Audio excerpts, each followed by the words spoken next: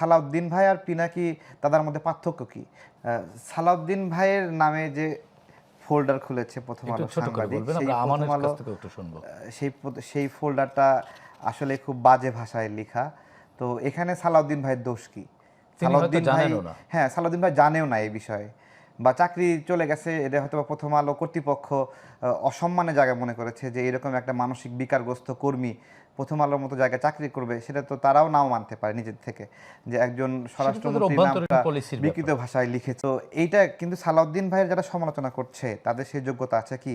যেমন এই সমালোচনা শুরুর দিকে ইলিয়াস পিনাকি তারা তো এটা শুরু করেছিল। এখন পিনাকি যে সালাউদ্দিন ভাই তো গুম হয়ে ভারতে ছিলেন, তাই না? বাংলাদেশ থেকে গুম হয়েছিলেন, 161 দিন গুম হয়ে ভারতে ওনাকে পাওয়া গেল, সেখানে হাসপাতালে ওনাকে নেওয়া হলো, এরপরেও আটক অবস্থায় ছিলেন। এখন সালাউদ্দিন ভাই আর পিনাকি দাদার মধ্যে পার্থক্য কি?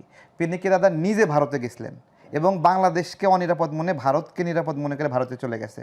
আর সালাউদ্দিন ভাই এখানে গুম হয়েছেন, গুম করে তাকে ভারতে নিজে গুম করে রাখা হয়েছে, সেখান থেকে হাসপাতালে, সেখান থেকে জেলখানায়, সেখান থেকে ওনার মামলা চলা অবস্থায় উনি একটা বাসা নিয়ে ছিলেন। তো এবং দেখেন সেই ব্যক্তিগুলো আবার সমালোচনা করছে সালাউদ্দিন ভাইয়ের, কি যারা সমালোচনা করছে তাদের যোগ্যতাটা কতটুকু?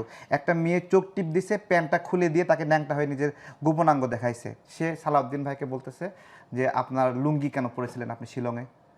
সালাউদ্দিন ভাইয়ের বিষয়ে যে যুক্তিতর্কগুলো আসে, আমি তো মনে করি বাংলাদেশে জিয়া পরিবারের বাহিরে কেউ গুরুত্বপূর্ণ জায়গায় যদি আসে, দেখেন এখনও কিন্তু তারেক রহমানের অনুপস্থিতিতে 3টা গুরুত্বপূর্ণ দায়িত্ব ওনাকে দেওয়া হয়েছে, যেটা জনাব তারেক রহমান প্রধানমন্ত্রী হিসেবে যে দায়িত্বগুলো দেখভাল করেন সেগুলোর দেখেন এইরকম এটা কেন দিচ্ছে? কারণ তিনি সেই যোগ্যতা এবং বিশ্বস্ততা ধারণ করেন, সেই বিশ্বস্ততা ধারণ করেন। এবং যখন ওনাকে পরিচয় দিতে বলা হয়েছে সংসদে, তিনি প্রথম শব্দটা উচ্চারণ করেছেন, আমি খালেদা জিয়ার কর্মচারী ছিলাম। মানে ট্যাগ লাইনটা দেখেন, যে নিজেকে নিজের পরিচয় প্রকাশ করতে, এটা তার একটা কোয়ালিটি সেই জায়গা থেকে। এবং শুধু যারা এই সমালোচনাগুলো করছে না, তারা প্রথমে শুরু করেছিল মির্জা ফখরুল ইসলাম আলমগীর স্যারকে দিয়ে। ওই আপনারা স্মরণ করেন, তখন তাকে ভারতের দালাল বানানো, বিভিন্নভাবে তাকে নোংরা ভাষায়, এবং এর পরবর্তীতে শুরু করলো খসরু ভাইকে নিয়ে। তারপরে যখন দেখলো দুটো একটু সাইডে গেছে, দুইজন বড় ভাই সাইডে গেছে, তখন শুরু করলো সালাউদ্দিন ভাইকে নিয়ে। এরপরে রুমিন ফারহান আপু ওই সময় কথা বলতেছিল, তখন রুমিন ফারহান আপুকেও ভারতের দালাল বানাই দিয়েছিল। আবার রুমিন ফারহানা যখন পদত্যাগ করলেন, তখন তাকে রুমিন ফারহান আর ভারতের দালাল না।